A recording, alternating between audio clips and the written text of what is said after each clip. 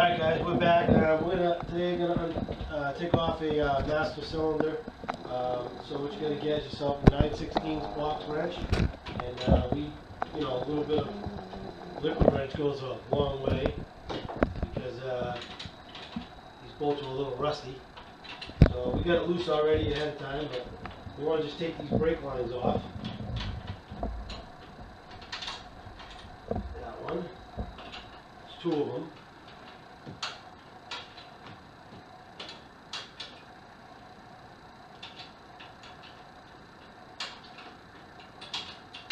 Alright, those are off. And that was a 9/16 box wrench.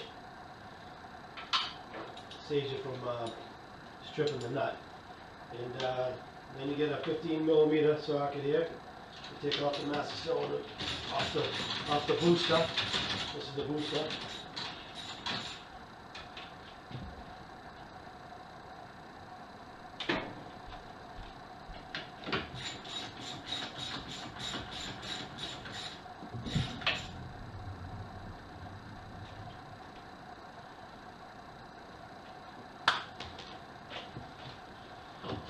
Alright, so I have the master cylinder off here. Obviously I'm going to flip it on the side here, so I'm not losing all the fluid. This one's pretty new. I bought it rather recently, so this one will go back on the car. And alright, next we're going to work on the exhaust manifold, disconnect those from under the car, and we'll come back when we get that ready. Alright, welcome back. What we've been doing since we've been gone is I'm just marking and tagging all my wiring. Keep in mind, which I didn't mention before, this car used to be a 6-cylinder, a 3.8 liter 6-cylinder, and it used to be a 3.8 6-cylinder, and now it was converted to a 305 Chevy 1979. So nothing's normal about this. So what I did was, we disconnected the starter, and I made sure I paired up the wires so I knew that when I put this car back together that which terminals they all go on. So I'm going to mark these wires starter wires. I got my alternator wire. I marked and tagged that, so I knew this was for my stereo. I marked that positive on my stereo. Sensor wires for the oil sensor and the temperature sensor. So my goal is to try and get this wiring harness off this engine. We got all kinds. As you can see, I got more to do. But just to show you guys, I'm sure everybody knows what a starter looks like. But this is a starter for a 305. These are the terminals I took off. These two. And come on closer a bit.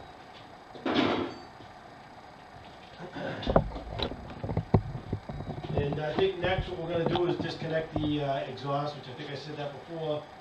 We didn't quite get to that, so we're just going to finish taking the wire and harness off, and then when I go down to take the exhaust off, that's when I'll show you. I'll come back. All right. Talk to you guys soon. All right, we're back. What we got right here now is this is the gas line coming up from the back of the car. For some reason the fuel pump's on the wrong side on this car, so it was extended. So here is the gas line, which comes around here and comes over to the left side of the fuel pump here, and then the other side goes to the return back to the gas tank, which is right here on the frame. So we're going to disconnect this and this. Also, I'm going to disconnect the heater tubes for the heat coil inside the engine back there, inside the car, off the engine over here. And as soon as we get those off, we'll be back. Alright, welcome back. So far what we got done is we've got all the wiring off the car. It's all labeled. The harness is up out of the way. I disconnected the booster vacuum off the back of the carburetor. That's disconnected.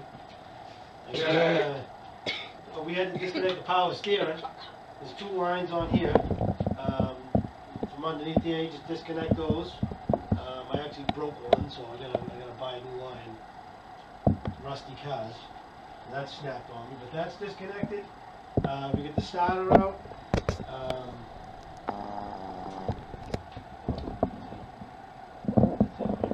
disconnected the gas lines off the fuel pump.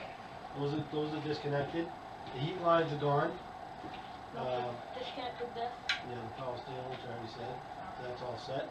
So I think next, TJ and I are gonna disconnect the exhaust manifolds. I know he keeps saying that. That's not what we're gonna do.